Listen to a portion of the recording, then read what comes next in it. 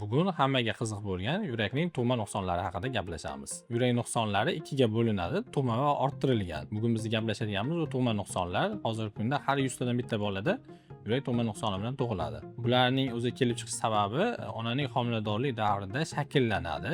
Sabablari butkul infeksion kasalliklar. Ayniqsa homiladorlikning 8-haftasida yurak asosiy a'zolar shakllanadi. Shu qatorda yurak ham. Bunda infeksion kasalliklar, qizamiq yoki onaning zararli odatlari, chekish, alkogol, bundan tashqari dori vositalarini noto'g'ri tartibda qo'llanilishi, kasb jihatdan zararli vositalar bilan, kimyoviy moddalar bilan ishlashsa yoki ekologik muhit buzilgan joylarda yashasa, eng hozirgi kunda ommalashayotgan ham genetik jihatdan qarshi bo'lgan yaqin qarindoshlar o'rtasidagi nikoh natijasida kelib chiqadi. Ba'zan tug'ilgan Down sindromi yoki shunga o'xshash xromosoma kasalliklar bilan tug'ilgan bolalarda ham tug'ma yurak nuqsoni bilan uchraydi. Tug'ma yurak nuqsoni deganda nimani tushunamiz? Buni yurak deb oladigan bo'lsak, yurakning o'zining ma'lum bir qismlari bor. Bo'lmachalari qismi, qorinchalar qismi, yurakning qon tomirlari va yurak klapanlari. Bularning tug'ma nuqsonlarining ham uchrashiga qarab har xili bo'ladi. Devorlar orasidagi to'siqlarning nuqsoni yoki klapanlar nuqsoni, ba'zan qon tomirlarining to'liq shakllanmaganligi yoki noto'g'ri shakllanish natijasida kelib chiqadigan nuqsonlar.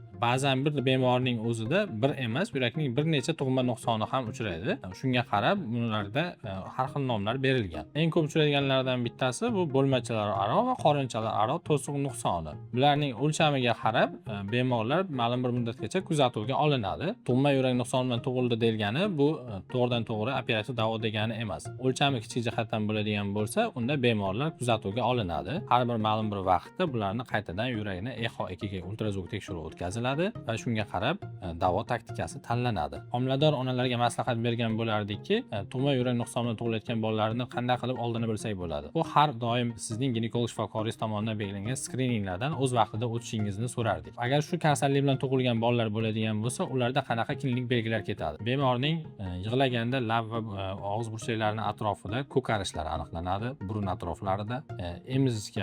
Emizganda bolalar emishga qiynaladi, qiyinchilik bilan emadi, ko'p terlash kuzatiladi, hansirash kuzatiladi va bolalarning qolgan bolalarga nisbatan bo'y o'sishi, vazn olishi nisbatan sekin kechadi. Eng yana bitta uchraydigan muammolardan bittasi tug'ma yurak nuqsoni bilan chalingan bolalar infeksion kasalliklarga qolganlarga nisbatan ko'proq uchraydi. Ayniqsa shamollash belgilari. Katta bo'lgan sari bemorlarda jismoniy yuklama bajarganda, sport bilan shug'ullanganda bularda hansirash, nafas siqish belgilari kuchayib boradi yoki jismoniy yuklamaga nisbatan bolalarning chidamligi pastroq bo'ladi. Ko'proq yotag'onroq bo'ladi, oddiyroq aytganda, yoki yotoqchalash belgilari ko'p bo'ladi. Davo taktikasi ikkiga bo'linadi. Bu birinchisi, ya'ni bemorni kuzatuvga olinadi. O'sha kichikroqda bo'ladigan bo'lsa, bemor doimo kardiolog va kardioxirurg nazoratida turadi. Agar bu yoshi kattalashgan sari o'lchamlar kattalashadigan bo'lsa, davo ikki xil tartibda amalga oshiriladi. Ba'zi bir tug'ma nuqsonlar intervension kardiolog tomonidan bu okklyuder deydi. Hozir bizning tilimizda o'sha narsa qo'yish orqali yoki o'sha tug'ma yurak nuqsonini plastik operatsiya qilish orqali bartaraf etiladi. Ikkita qiziq holatni aytib beraman. Bu ikkalasi ham bizning o'sha sovchilarning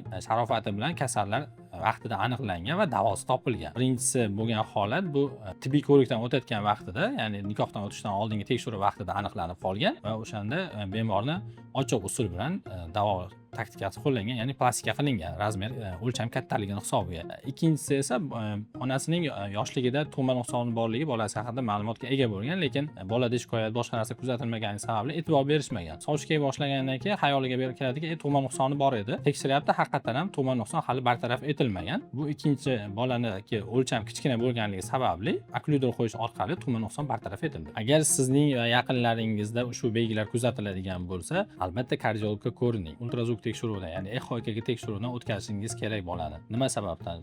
Bugun agar muammo oldinroqdan aniqlanadigan bo'lsa, bu ochiq usulda emas. Hozirgi kunda tibbiyotimiz rivojlanganligi hisobiga yopiq usullarda ham davolasa bo'ladi. Bu bilan hamma yurak tug'ma nuqsonini yopiq usulda emas. Ba'zi birlarini shunaqa davo yo'llari ham bor, tibbiyotning rivojlangani hisobiga. Ikkinchidan, agar bu oldindan aniqlanadigan bo'lsa, yurakning asoratlanmagan holatda davolashga erishgan bo'lamiz.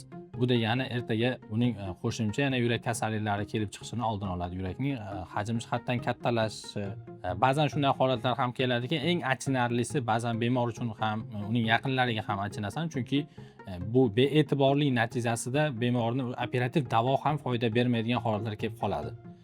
o'pkaning bosimining o'lchaganimizda ba'zan bu 80 dan 90 dan baland bo'lib ketadi-da, bu har qanday holatda ham operativ davoni o'tkazishga samarasiz deb baholanadi. Bu esa bemorlarning erta hayotdan ko'z yumishiga olib keladi. Sizning va yaqinlaringizda shunaqa tug'ma yurak nuqsonlari bo'ladigan bo'lsa, bizning jamoamizga, bizning klinikamizga murojaat qilsangiz, ushbu muammoni biz sizga hal qilishga yordam beramiz. Bu videoga like bosib, savollaringiz bo'lsa yozsangiz, javob yozishga harakat qilamiz.